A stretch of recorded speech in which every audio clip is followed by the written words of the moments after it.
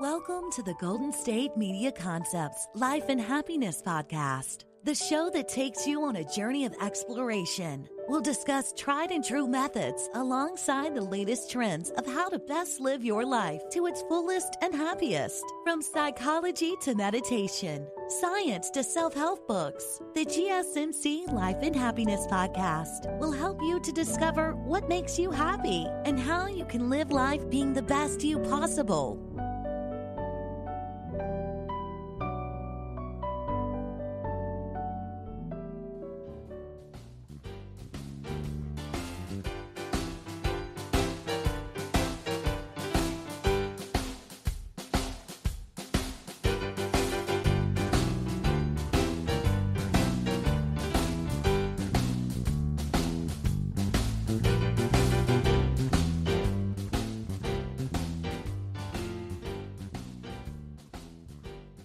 Hello and welcome back to the Life and Happiness Podcast, run by the GSMC Podcast Network.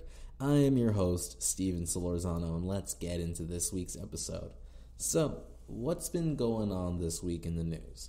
Mortal Kombat came out, and it's kind of mixed. It kind of works as an action movie, but the story is not really the best. And if you're a fan of the games, then, well, it doesn't use enough of the lore. It's more like it alludes to what the games talk about, but it doesn't really use it all that much. You're kind of around for the flavor, but it's much more about the new stuff which was introduced by the directors and writers. Visually it's pretty, so I was just watching that. So that's like the fun stuff that happened this week. I already mentioned how Falcon and the Winter Soldier finished up. So Loki is up next. Any other movies? Well, we don't really have movies which are coming out at the moment. Those were kind of the big things, the MCU stuff and the Mortal Kombat movie on HBO Max. Sadly, that's all I can think of for like pop culture stuff. Even in the gaming world, it's a little bit slow at the moment. Music, I don't pay attention enough to the music to be able to talk on that. And sports, well, baseball's still going well. Dodgers-Padres games are always fun to watch. In more serious realm of things, rioting is continuing. There's a city in North Carolina which is calling, I believe it's creating a state of emergency. It's afraid of more rioting and unrest that's been continuing on across the country. The second they're closer by near me in the state of California, I'll go report on that and maybe bring it up in the next episode. But as of now, it's been largely contained to other states. So think Seattle, think Washington, think Minnesota. It hasn't really spread as widely over here yet, thankfully. I think that's the main gist of what's been going on so far in this past week. And what I really wanted to get to was, because I've been mentioning this for a while now, talking about why Martin Luther King is a different altogether beast than the other civil rights leaders. Because if you actually go, like, you hear these names put all together, so you hear like Malcolm X, you'll hear Martin Luther King, you'll hear what's his name, Ta-Nehisi Coates, you'll hear Patrice Cullors, you'll hear what's this other guy's name? Something Kendi. I forgot his full name. My bad. But they'll put this category of black civil rights leaders all in the same thing. But in reality, they're not. They all have their different opinions, their different worldviews. And there's a reason why Martin Luther King, if you especially go and look at what he did in his time, rose way above the rest in a different kind of standing. If I'll describe Malcolm X, really quickly, not interestingly, he was much more violent in his rhetoric, calling for physical violence, versus Martin Luther King. He's defined by his essentially a policy of non-aggression. We can protest, but to never act in a manner that they would, never start rioting, never show anything, never reduce the truth of their message or reduce the validity of their message by muddying up with immoral character. And another thing that I mentioned with that is a big difference. Malcolm X, he's from the Nation of Islam. That's his philosophical background. And Martin Luther King was a Christian reverend. And both of those have their own different types of rhetorics as well, which definitely influence their message. So the plan for today is, starting with the second segment and into the third, if it takes that long, I'm going to read one of his sermons so you can see the type of messages that he'll bring out. And I'll comment on the types of... I'll first read through it to my best of my ability. I don't know how well I can do a Martin Luther King, but I'll do my best to read it with the same kind of vigor he would. And then we'll look over it, see the types of ideas that he's bringing out, and discuss what is it that goes into it. So, is it his religious background? Is it the pride for his country? And you'll see a different kind of animal, because a lot of the things today that you'll hear. So if you go into the anti-racist crowd, you'll hear things like America's systemically racist, or that the birth of the country was 1619, the day when the first slaves arrived. But I've already mentioned that story, how yes, slaves did arrive on that day in 1619, but they were also freed on that same day because they arrived in Massachusetts, or the character of that part of the colonies was one based on freedom for all peoples, simply so long as everyone followed the moral kind of guidance of Judeo-Christian values. It was racism was not a part of the northern colonies back then. So even if you wanted to argue that America began at that specific day, the slavery aspect of it, are anti-slavery, the real against slavery type of stand that the United States was really the first nation to begin. You could say began on that day, but not our principles. Our principles go back way older than that, and they weren't really fully codified until the Declaration of Independence and the Revolutionary era anyways. But that's kind of a whole separate kind of conversation. My point being is Martin Luther King's principles come from a love of God, a love of Christian values, a love of people, no matter what they came from, because every single human being in the Judeo-Christian worldview is created in the image of God. And it doesn't matter if you're disabled, it doesn't matter if you're a woman, doesn't matter if you're a man, doesn't matter if you're black, white, red, whatever color you are made in the image of God, and because of that image, you are infinitely valuable. Human life is infinitely valuable at any stage. That's part of the belief system. Well, if you honestly follow the principles, because the thing is, with every group, not everyone actually adheres to what their group says. There's such a thing as hypocrites, or more like hypocrites may be a little strong, but it's kind of just an accurate description. But there's also, when someone is honestly following those principles, then that's what comes with it, that you treat every single human with that respect, because we all have that aspect of divinity. And about that as principles thing, it's like what does a good Nazi do? A good Nazi from World War II Germany. They rat out the Jews, and they argue for the powers of state above all else, and it's a race-based typically thing. So that would be, if you were trying to be a good Nazi, those are type of principles you would espouse, right? And whereas Martin Luther King, he was trying to be a good Christian and a good American citizen above all else, and it shows in the types of principle. It shows in his character, and the types of things he would say and how he would go about it, that he was following the principles which kind of go along with it. So now, I want to talk a little bit about how I can actually read this whole speech so you guys can learn how to do this too. So Stanford, they created this project. It's called the King Institute, and what it's for is recording all the works of Martin Luther King, from his earliest days to the last speech he made or he wrote before his assassination, right? So on this website, I'm going to pull it up right now in front of me. It's kinginstitute.stanford.edu. You can go on there, type in one of his sermons, type in one of his speeches, and you'll be able to find it. You'll be able to find all sorts of ones. Actually, I wrote about this before, how I learned about what he stood for and why the groups today that exist, like Black Lives Matter or the anti-racist groups out there, they are not a reflection of who Martin Luther King was and what he stood for.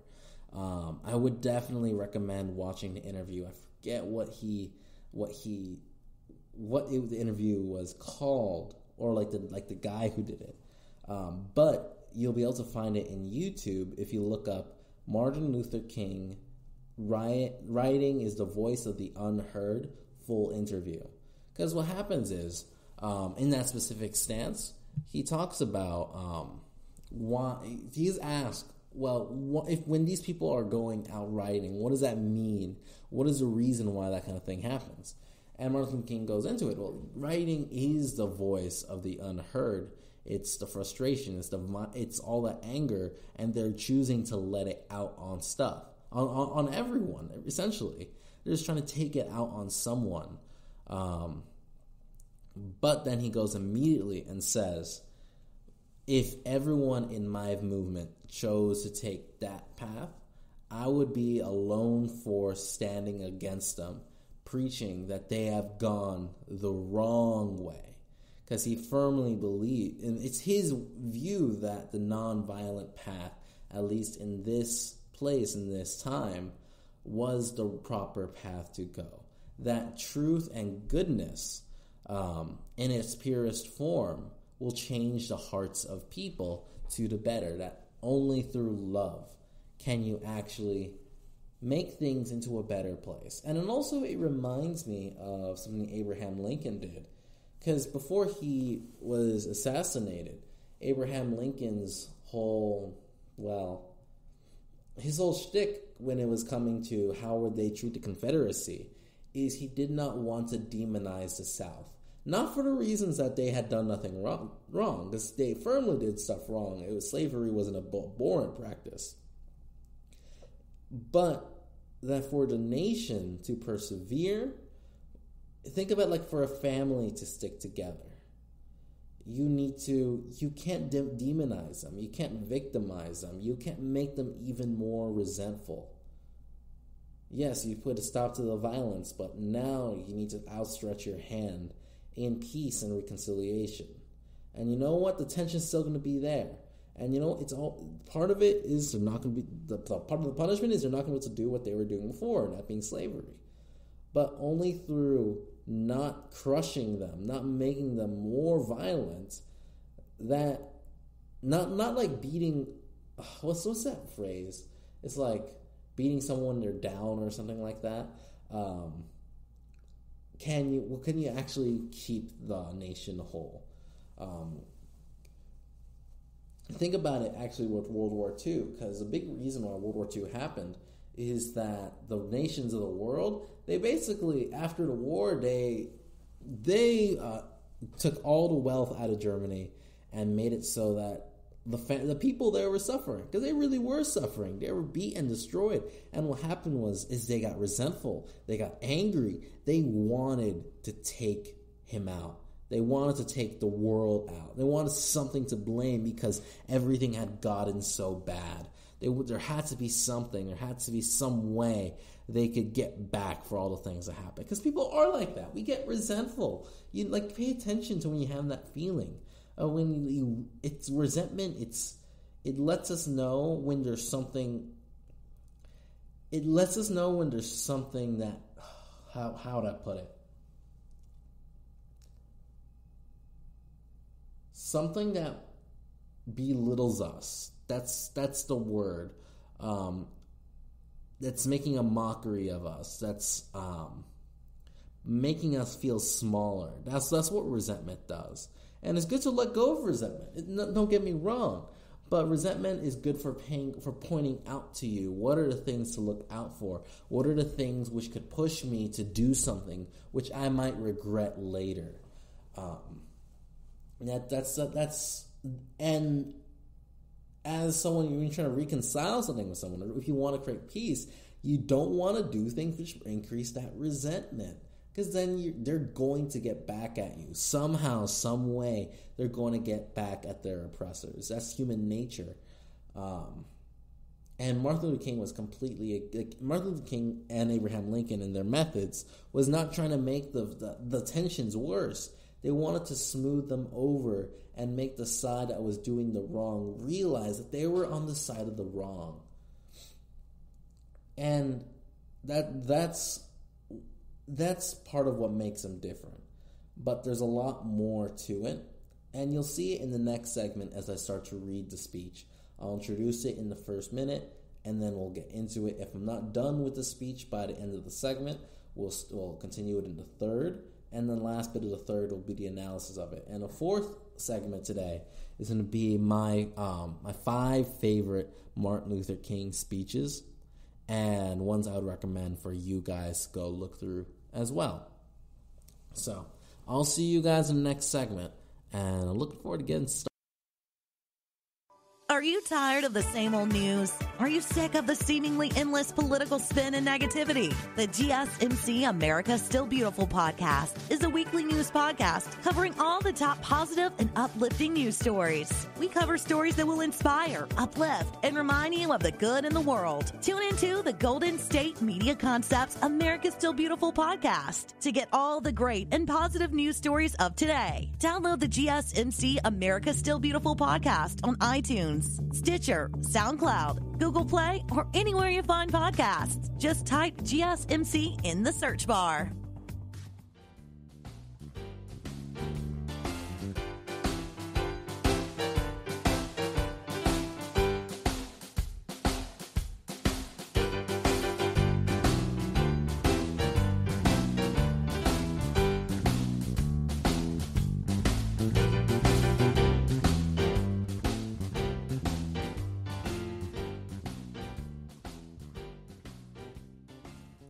Welcome back to the Life and Happiness podcast run by the GSMC Podcast Network. I'm your host, Steven Solorzano, and let's get right into this segment. So I'm excited. So the speech that I'll be reading is called A Knock at Midnight. So it's, of course, by Reverend Martin Luther King Jr., and the date that he delivered the sermon was on June 5th, 1963. So you can find it at kingsinstitute.stanford.edu /kingpapers /documents /knock midnight. Just look up knock at midnight on Stanford Martin Luther King on Google, and it'll come up. And basically some details about this event. It's he made an audio version of this. It's called King's Strength to Love. And the speech he gave on June 11th, my birthday actually, in 1967, at Mount Zion Baptist Church in Cincinnati. And it was produced as A Knock at Midnight by Creed Records. So, I'll go begin and do this sermon. If I'm not done at the 15-minute mark, we'll continue it in the third segment. So, let's get started.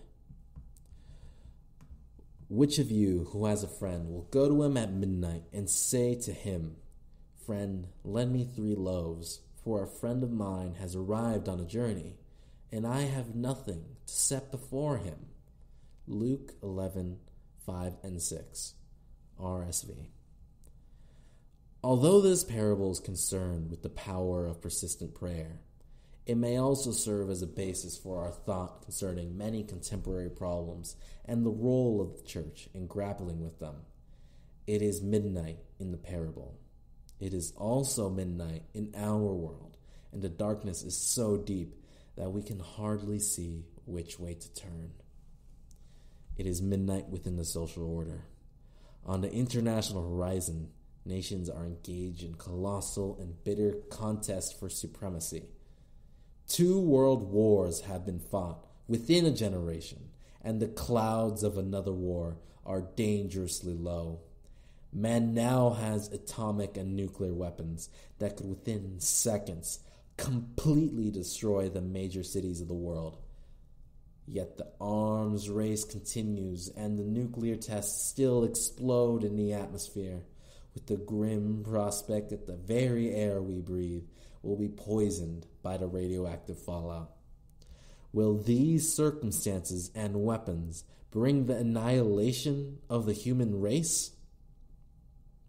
When confronted by midnight in the social order, we have in the past turned to science for help. And with little wonder, on so many occasions science has saved us when we are in the midnight of physical limitation and material inconvenience. Science lifted us to the bright morning of physical and material comfort. When we are in the midnight of crippling ignorance and superstition, science brought us to the daybreak of the free and open mind. When we are in the midnight of dread plagues and diseases, science, through surgery, sanitation, and the wonder drugs, ushered in the bright day of physical health, thereby prolonging our lives and making for greater security and physical well-being. How naturally we turn to science in a day when the problems of the world are so ghastly and ominous. But alas, science cannot now rescue us, for even the scientist is lost in the terrible midnight of our age. Indeed, science gave us the very instruments that threaten to bring universal suicide. So modern man faces a dreary and frightening midnight in the social order. This midnight in man's external collective is paralleled by midnight in his internal individual life. It is midnight within the psychological order. Everywhere, paralyzing fears harrow people by day and haunt them by night. Deep clouds of anxiety and depression are suspended in our mental skies. More people are emotionally disturbed today than at any other time in human history. The psychopathic wards of our hospitals are crowded, and most popular psychologists today are the psychoanalysts. Bestsellers in psychology are books such as Man Against Himself, The Neurotic Personality of Our Times, and Modern Man in Search of a Soul. Bestsellers in religion are books such as A Peace of Mind and Peace of Soul. The popular clergyman preaches soothing sermons on how to be happy and how to relax. Some have been tempted to revise Jesus' command to read, "Go ye into all the world, keep your blood pressure down, and lo, I will make you a well-adjusted personality." All of this is indicative that it is midnight within the inner lives of men and women. It is also midnight within the moral order. At midnight, colors lose their distinctiveness and become a sullen shade of gray. Moral principles have lost their distinctiveness. For modern man, absolute right and wrong are a matter of what the majority is doing. Right and wrong are relative to the likes and dislikes of the customs of a particular community. We have unconsciously applied Einstein's theory of relativity, which properly described the physical universe, to the moral and ethical realm. Midnight is the hour when men desperately seek to obey the 11th commandment, "Thou shalt not get caught." According to the ethics of the midnight, the cardinal sin is to be caught, and the cardinal virtue is to get by. It is all right to lie, but one must lie with real finesse. It is all right to steal, if one is so dignified that, if caught, the charge becomes embezzlement, not robbery. It is permissible even to hate, if one dresses his hating in the garments of love that hating appears to be loving. The Darwinian concept of the survival of the fittest has been substituted by a philosophy of the survival of the slickest. This mentality has brought a tragic breakdown of moral standards, and the midnight of moral degeneration deepens. As in the parable, so in our world today, the deep darkness of midnight is interrupted by the sound of a knock. On the door of the church, millions of people knock. In this country, the roll of church members is longer than ever before. More than 115 million people are at least paper members of some church or synagogue. This represents an increase of 100% since 1929, although the population has only increased by 31%.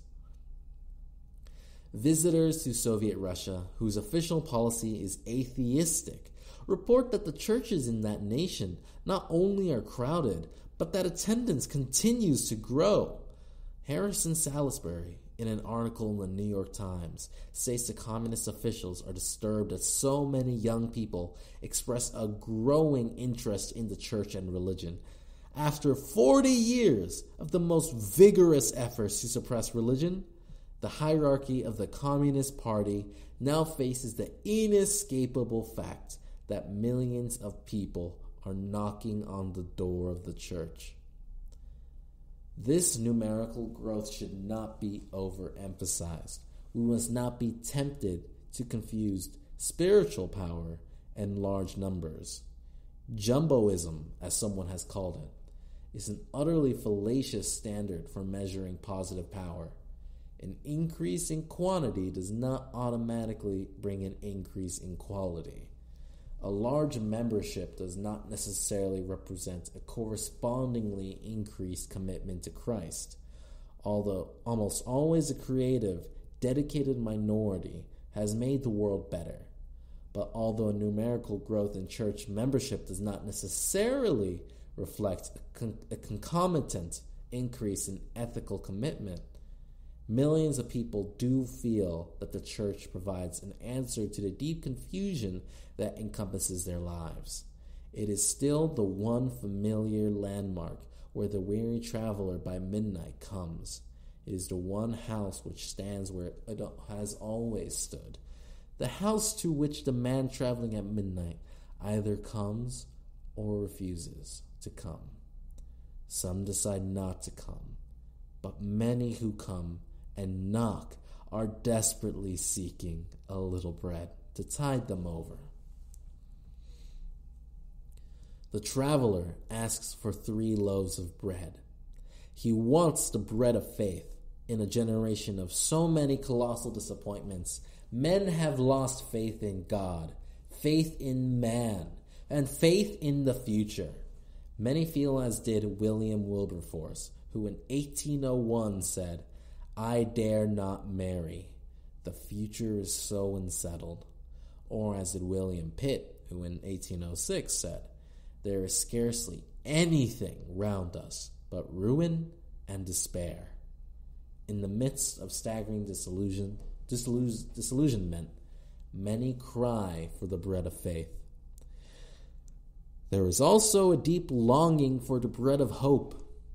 In the early years of this century, many people did not hunger for this bread. The days of the first telephones, automobiles, and airplanes gave them a radiant optimism. They worshipped at the shrine of inevitable progress. They believed that every new scientific achievement lifted man to higher levels of perfection. But then a series of tragic developments, revealing the selfishness and corruption of man, illustrated with frightening clarity the truth of Lord Acton's dictum. Power tends to corrupt, and absolute power corrupts absolutely. This awful discovery led to one of the most colossal breakdowns of optimism in history. For so many people, young and old, that light of hope went out, and they roamed wearily in the dark chambers of pessimism. Many concluded that life has no meaning. Some agreed with the philosopher Schopenhauer that life is an endless pain with a painful end. That life is a tragicomedy, played over and over again with only slight changes in costume and scenery. Others cried out with Shakespeare's Macbeth that life is a tale told by an idiot, full of sound and fury, signifying nothing. But even in the inevitable moment when all seems hopeless, men know that without hope, they cannot really live, and in agonizing desperation, they cry for the bread of hope. And there is deep longing for the bread of love. Everybody wishes to be loved and to love. He who feels that he is not loved feels that he's not count. Much has happened in the modern world to make men feel that they do not belong. Living in a world which becomes oppressively impersonal, many of us who have come to feel that we are little more than numbers.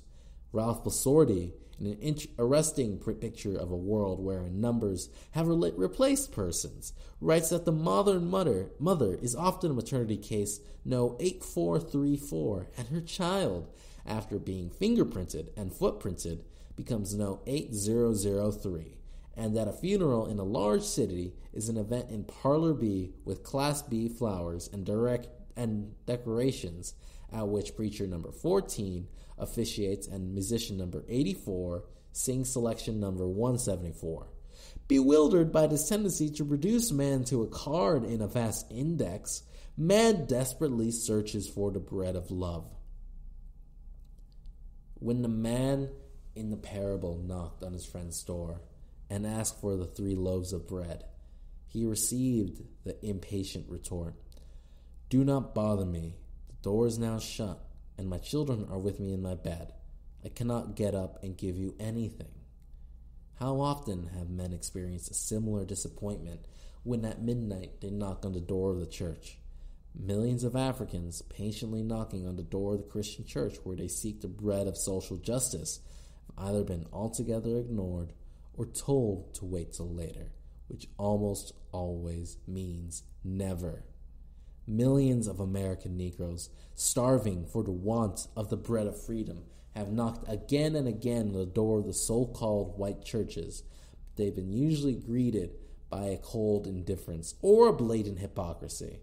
Even the white religious leaders who have a heartfelt desire to open the door, provide the bread, are often more cautious than courageous and more prone to follow the expedient than the ethical path. One of the shameful tragedies of history is that the very institution which should remove man from the midnight of racial segregation participates in creating and perpetuating the midnight. Continued in segment 3. Tired of searching the vast jungle of podcasts? Now listen close and hear this out.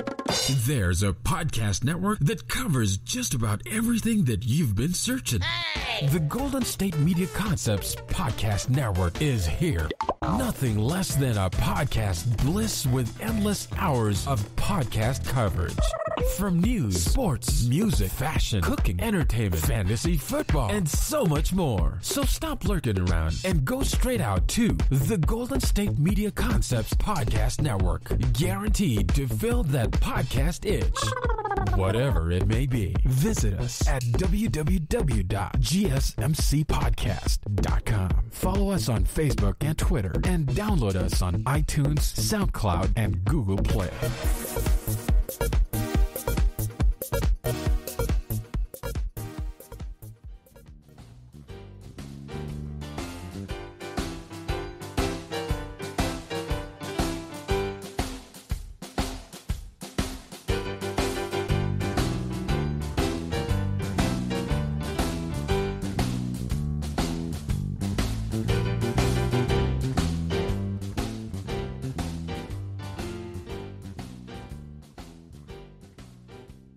Hello and welcome back to the Life and Happiness Podcast run by the GSMC Podcast Network. This is your host, Steven Solorzano, and let's get back into this one.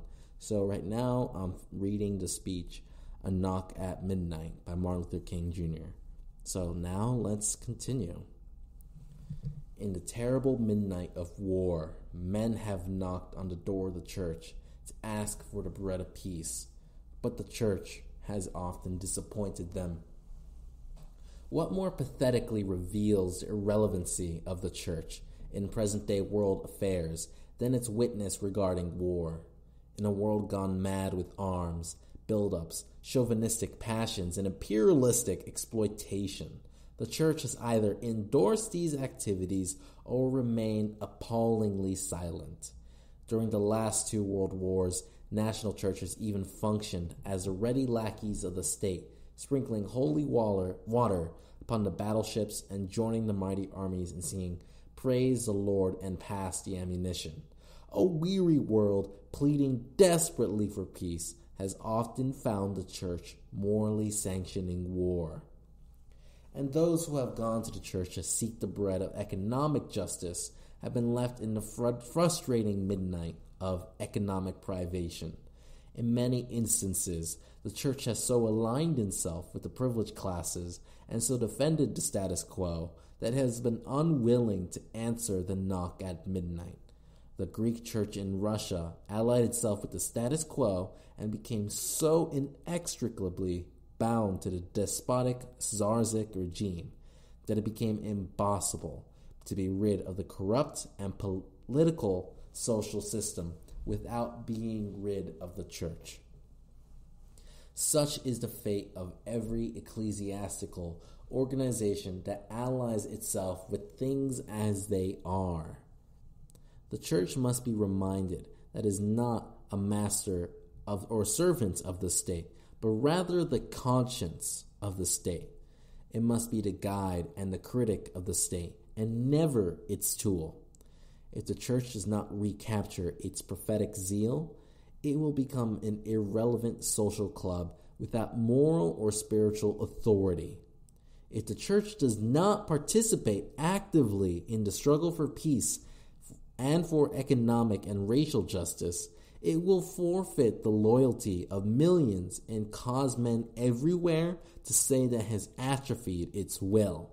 But if the church will free itself from the shackles of the deadening status quo and recovering its great historic mission, will speak and act fearlessly and insistently in terms of justice and peace, it will enkindle the imagination of mankind and fire the souls of men, imbuing them with a glowing and ardent love for truth, justice, and peace. Men far and near will know the church as a great fellowship of love that provides a light and bread for lonely travelers at midnight. While speaking of the laxity of the church, I must not overlook that the fact the so-called Negro church has also left men disappointed at midnight. I say so-called Negro church because ideally there can be no Negro or white church. It is to their everlasting shame that white Christians developed a system of racial segregation within the church and inflicted so many indignities upon its Negro worshippers that they had to organize their own churches. 2 types of Negro churches have failed to provide bread. One burns with emotionalism, and the other freezes with classism. The former, reducing worship to entertainment, places more emphasis on volume than on content, and confuses spirituality with muscularity. The danger in such a church is that the members may have more religion in their hands and feet than in their hearts and souls. At midnight, this type of church neither has the vitality nor the relevant gospel to feed hungry souls. The other type of Negro church that feeds no midnight traveler has developed a class system and boasts of its dignity. Its membership of professional people, and its exclusiveness. In such a church, the worship service is cold and meaningless. The music is dull and uninspiring, and the sermon little more than a homily on current events. If the pastor says too much about Jesus Christ, the members feel that he is robbing the pulpit of dignity. If the choir sings a Negro spiritual, the members can claim an affront to their class status. This type of church tragically fails to recognize that worship at its best is a social experience in which people from all levels of life come together to affirm their oneness and unity under God.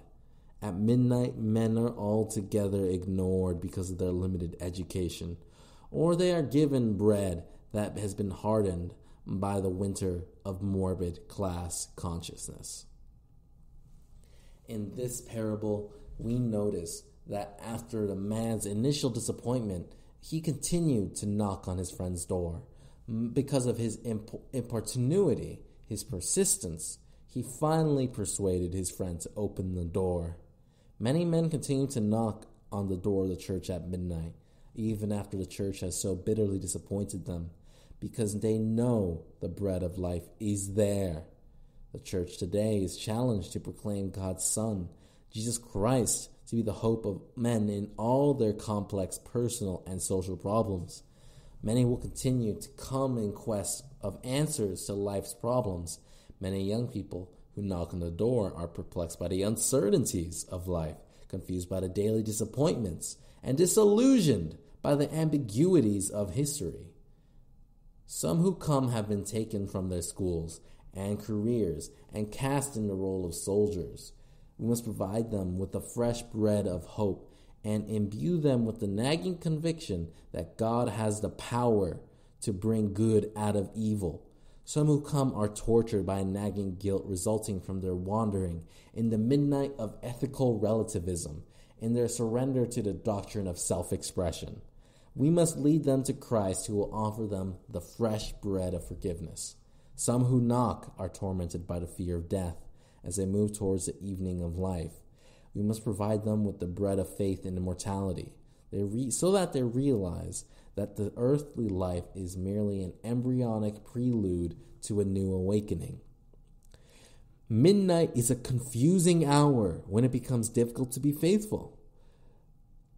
The most inspiring word that the church must speak is that no midnight long remains. The weary traveler by midnight who asks for bread is really seeking the dawn. Our eternal message of hope is that dawn will come. Our slave foreparents realized this. They were never unmindful of the fact of the midnight, for always there was a wide whip of the overseer and the auction blocks where families were torn asunder to remind them of its reality. When they thought of the agonizing darkness of midnight, they sang, "Oh, nobody knows the troubles I've seen. Glory, hallelujah. Sometimes I'm up, sometimes I'm down. Oh, yes, Lord. Sometimes I'm almost to the ground. Oh, yes, Lord. Oh, nobody knows the trouble I've seen. Glory, hallelujah." Encompassing by a staggering midnight, but believing that a morning would come, they sang, "I'm so glad trouble don't last alway. Oh my Lord, what shall I do?" Their positive belief in the dawn was the glowing edge of hope that kept the slaves faithful amid the most barren and tragic circumstances. Faith in the dawn arises from the faith that God is good and just. When one believes this, he knows that the contradictions of life are neither final nor ultimate. He can walk through the dark night with the radiant conviction that all things work together for good and for those that love God. Even the most starless midnight may herald the dawn of some great fulfillment. At the beginning of the bus boycott in Montgomery, Alabama, we set a voluntary carpool to get the people to and from their jobs. For 11 long months, our carpool functioned extraordinarily well. Then, as Mayor Gale introduced a resolution instructing the city's legal department to file such proceedings as it might deem proper to stop the operation of the carpool or any transportation system growing out of the bus boycott, a hearing is set for Tuesday, November 13th, 1956. At our regular weekly mass meeting scheduled the night before the hearing, I had the responsibility of warning the people that the carpool would probably be enjoined. I knew that they had willingly suffered for nearly 12 months, but could we now ask them to walk back and forth to their jobs? And if not, would we be forced to admit that the protest had failed? For the first time, I almost shrank from appearing before them. When the evening came, I mustered sufficient courage to tell them the truth. I tried, however, to conclude on a note of hope. We have moved all of these months, I said, in the daring faith that God is within us in our struggle. The many experiences of days gone by have vindicated the faith in a marvelous way. Tonight we must believe that a way will be made out of no way. Yet I could feel the cold breeze of pessimism pass over the audience. The night was darker than 1,000 midnights. The light of hope was about to fade, and the lamp of faith to flicker.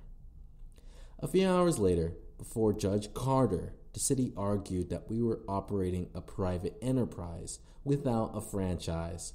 Our lawyers argued brilliantly that the carpool was a voluntary share-a-ride plan provided without profit as a service by Negro churches. It became obvious that Judge Carter would rule in the favor of the city. At noon, during a brief recess, I noticed an unusual commotion in the courtroom. Mayor Gale was called to the back room. Several reporters moved excitedly in and out of the room. Momentarily, a reporter came to the table where, as chief defendant, I sat with the lawyers. "Here's the decision that you've been waiting for," he said. "Read this release." In anxiety and hope, I read these words. The United States Supreme Court today unanimously ruled bus segregation unconstitutional in Montgomery, Alabama. My heart throbbed with inexpressible joy. The darkest hour of our struggle had become the first hour of victory. Someone shouted from the back of the courtroom, "God Almighty has spoken from Washington." The dawn will come. Disappointment, sorrow, and despair are born at midnight, but morning follows. Weeping may endure for a night, says the psalmist, but joy cometh in the morning. This faith adjourns the assemblies of hopelessness and brings new light into the dark chambers of pessimism. Whew.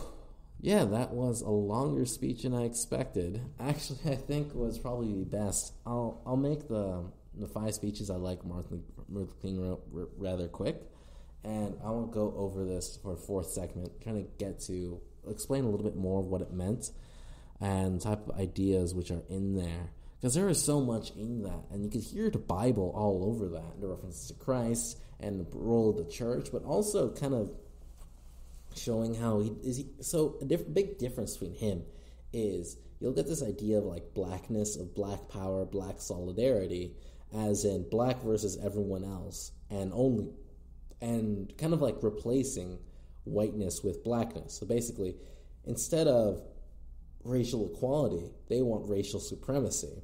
And you'll hear that with like Malcolm X. You'll hear that with Ta-Nehisi Coates. You'll hear that with Ibram X. Kennedy. You'll hear that with Rasheed Kaluuya's versus Martin Luther King. His thing is racial equality. His thing is all of us to create an image of God. The goal is a point where all our kids, irregardless of color, can go play around on the same playground. And they will be judged on the content of their character and not the color of their skin. So it does deem that we go through this a little bit deeper so we can extract more of that meaning for you guys and really understand who was this man that inspired many a generation to become better people. So yeah, that'll be in the next segment, and I'll talk to you guys soon. the Golden State Media Concepts Travel Podcast, the show that gives you advice on everything travel. We explore places you've always wanted to go, as well as giving tips for traveling in those places. We'll give you advice on the best sites for travel tips, information, and discounts. Join us as we travel the world, explore cultures, and meet new people. The Golden State Media Concepts Travel Podcast has got you covered. Download the GSMC Travel Podcast on iTunes, Stitcher, SoundCloud, Google Play, or anywhere you find podcasts. Just type GSMC in the search bar.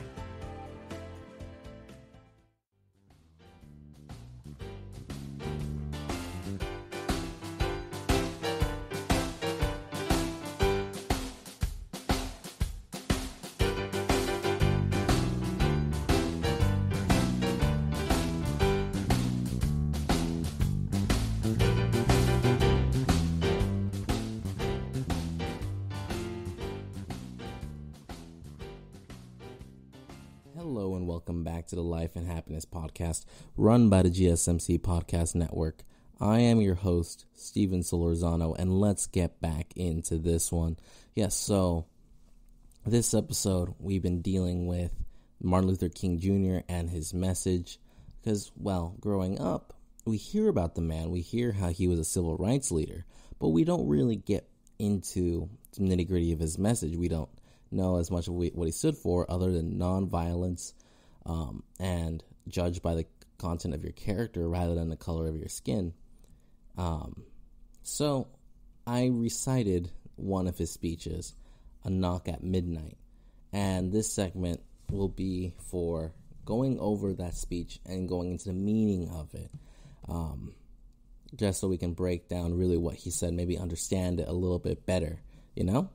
So, and in the last 5 minutes, I'll go over 5 other speeches that I think you should all look into. So let's start with this one. So, the knock at midnight, it starts with the parable from Luke 11, 5-6. Which of you who has a friend will go to him at midnight and say to him, "Friend, lend me 3 loaves, for a friend of mine has arrived on a journey, and I have nothing to set before him." And the theme of that, as he goes into it, is, well, the friend is the person we're going to in a time of need.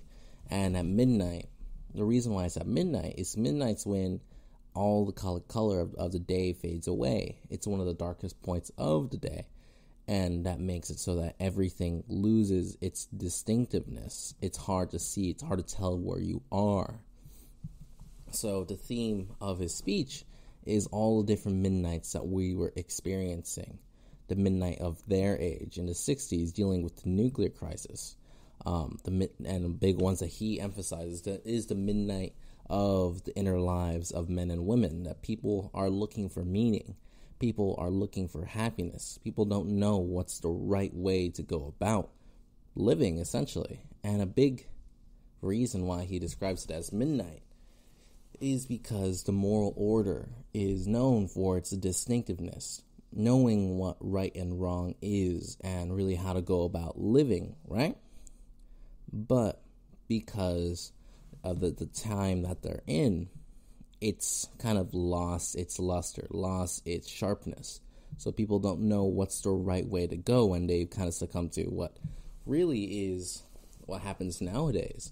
There is no absolute right and wrong. It's a matter of what the majority of people are doing. It's relative to the likes and dislikes of people in their own communities. It's relative. That means there is no standard. There is no way to go. Every path is equally viable, which also means every path is equal in meaning. And when you are kind of going about things and not finding meaning, for many people, that means, well, there is no meaning.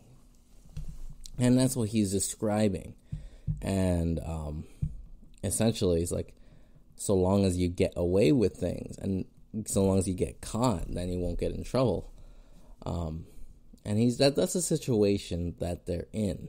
And he's showing that it's permissible to hate, it's permissible to steal, it's permissible to lie. And the example of the time is the rioting that would happen.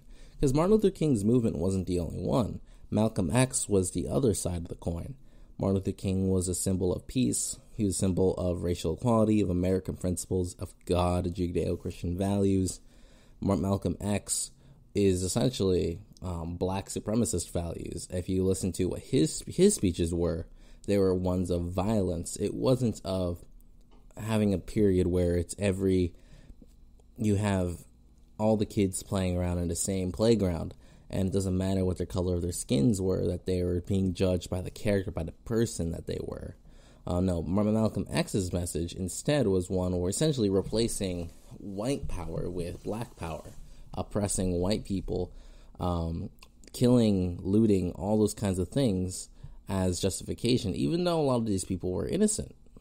It doesn't matter to Malcolm X and his way of thinking. They were a part of a system which perpetuated this evil. And just because they were a part of that system, that means they're allowed to use whatever means necessary to oppress them and put blacks on top. Well, that's a completely different message. Think the Black Panthers. They're essentially the equivalents of today's anti-racist groups. So think Ibram X. Kendi, Patrice Cullors, Black Lives Matter, Antifa types. That's their philosophical underpinning. And Martin Luther King is completely different as to that.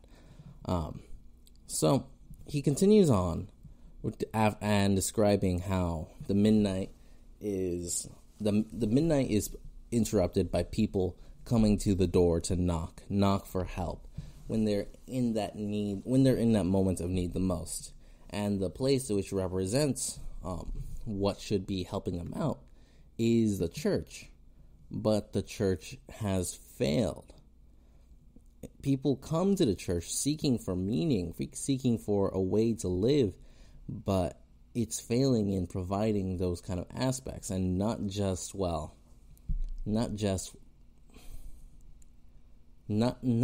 the white churches, as he puts it, but also the black churches as well. They don't know it's very rare that they actually are standing up for the principles which they're preaching for. They can be very hypocritical. And also, it's very rare that they even answer those knocks of the people standing there pleading for help. And he compounds that. Well, he kind of supports that statement with showing how in his time that there were 115 million people, at least on paper, as members of a church or synagogue, which is a 100% increase since 1929, at least in his time. So if more and more people were coming to the church seeking for something, as he notes, the quality isn't necessarily following those big numbers, as in, well, the biggest books that were popular today were like the How to Find Happiness, or The Modern Man in Search for a Soul. And he goes and talks about the things which have been lost: having faith in God, faith in man, faith in the future. People, one of the quotes he cites is, "I dare not marry, the future is so unsettled." The bread of hope, as he describes it. People are looking for something to believe in, but in that period of time, with the throes of communism and also, the threats of nuclear destruction, people thought, life is a tale told by an idiot, full of sound and fury, signifying nothing, just endless pain with a painful end. It was in that period, it was very hard to find optimism. And the last thing that he kind of cites that people are longing for is love. Both to love and to be loved. The lack of community was starting back in that era too. Things are becoming meaningless and very impersonal. You don't see individuals anymore. You see numbers and just kind of events with no characterization to them. They just kind of keep happening over and over. And man is just a card in an index. But we're not that way. That's why we're searching for that kind of love. And, even though people are constantly searching for that kind of spirit, something to nourish their souls,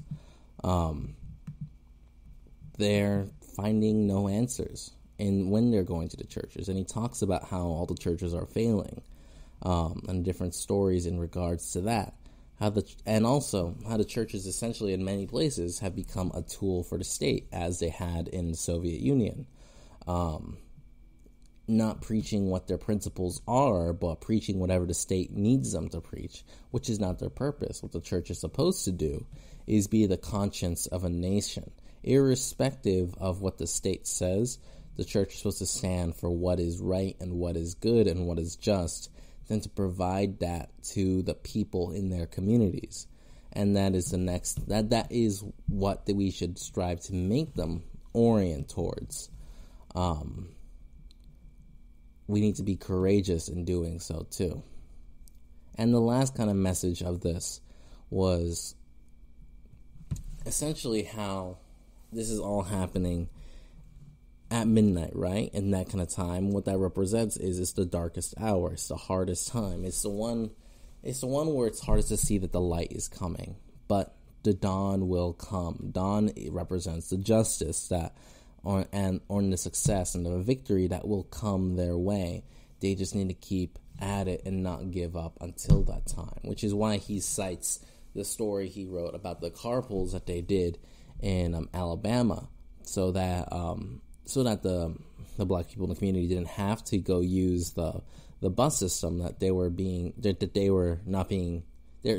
segregated in. And the day that their whole kind of setup was going to be outlawed, the Supreme Court you've ruled against bus segregation in Alabama, and it was the moment, their hardest struggles, a moment when they thought they would fail, and then out of nowhere, the success came for them, the dawn. So that's why he ends it with, the dawn will come, disappointment, sorrow, despair, born at midnight, but morning follows. Weeping may endure for a night, says the psalmist, but joy cometh in the morning. And this faith in those principles adorns the assemblies of hopelessness and brings new light into the dark chambers of pessimism. So having faith in that morning will essentially hold you strong against those feelings of hopelessness and pessimism, and gives you the strength to keep going on each day, which is why he reinforces the whole thing with the proper role the church is, what they need to be doing, and also how in this moment in this darkness we need to look for the distinctiveness, look for some sense of right and wrong, some sense of moral order, because this kind of confusion and almost unawareness, it's not really ignorance, it's not really just, I think ignorance might actually be an apt description of it, but it's that uncertainty produces a lot of this pessimism and hopelessness. Like when I read this speech, I thought it kind of applies very accurately to what's going on today, because as I've mentioned before, in my generation, something the 20-year-olds plus or minus like 5 years, the biggest thing that we deal with is the lack of meaning, the lack of community. And it's not necessarily that we don't know what's right and wrong, it's just that there's so many different senses of this that's being told to us that there's no real guidance into what the right way is, so we kind of just keep moving forward aimlessly, hoping that we find something that's meaningful. But we need leaders. We need a moral wisdom to kind of be there, or else, well, you'll just keep hitting yourself in the face. It's very hard to actually come up with these ideas on your own. That's why we have fathers. That's why we have mothers. That's why we have teachers. That's why we have bosses. There's supposed to be people that mentor us and guide us to the right way in whatever it is that we do. So I would like to hear all your thoughts on that, on this speech by Martin Luther King. It's very different, very Bible-filled. I wonder what you all really think about that. And I don't have much time, so I'm going to go and quickly pull up my 5 speeches that I think you would listen to. And seriously, do take a listen to these. So, of course, I Have a Dream speech, 1963. Then there's Loving Your Enemies, 1957. And here's a good one. I'm going to quote this. We must be sure that our struggle is conducted on the highest level of dignity and discipline. Our method must be non-violent to the core. We must not flirt with retaliatory violence or drink the poisonous wine of hate. Our aim must not be to defeat the white man or pay him back for past injustices heaped upon us. I feel that this way of non-violence is vital because it is the only way to reestablish the broken community. It is a powerful way to take direct action against injustice without waiting for other agencies to act. The Negro and American Dream, 1960. That one's a great one. Of course, there's I've Been to the Mountaintop, 1967. It's one of his last speeches. And this one also is kind of interesting. You should check it out. It's the role of the church in facing nation's chief moral dilemma, 1957. So the best way to find these is type that name that I spelled out, the year, and put Stanford right next to it, and it'll pull up the speech right for you. So you'll be able to actually, check it out and read it for yourself. So yeah, that was this whole episode. I really wonder what you all think of this. Was what any of what Martin Luther King said something that you didn't expect or something you actually did understand? Do you have any questions? Please let me know. Put it down in the comments below. Yeah, my name is Steven. Make sure to give this podcast episode a like. Subscribe if you're on YouTube. Give us a 5-star rating on Spreaker or Apple Podcasts, and always share. Get this out to as many people as possible so we can spread these ideas to more and more people. And yeah, I think that was everything. So I'm Steven. Hope you guys have a great day, and I'm signing off. You've been listening to the Golden State Media Concepts Life and Happiness Podcast, part of the GSMC Podcast Network. You can find the show and others like it at www.gsmcpodcast.com. Download our podcasts on iTunes, Stitcher, SoundCloud, Google Play, or anywhere you find podcasts. Just type in GSMC to find all of our shows. From the GSMC Podcast Network, from sex and relationships to health and wellness, life and happiness, and even weird news. You can also follow us on Twitter and Facebook. Thank you, and we hope you have enjoyed today's episode of the Golden State Media Concepts Life and Happiness Podcast.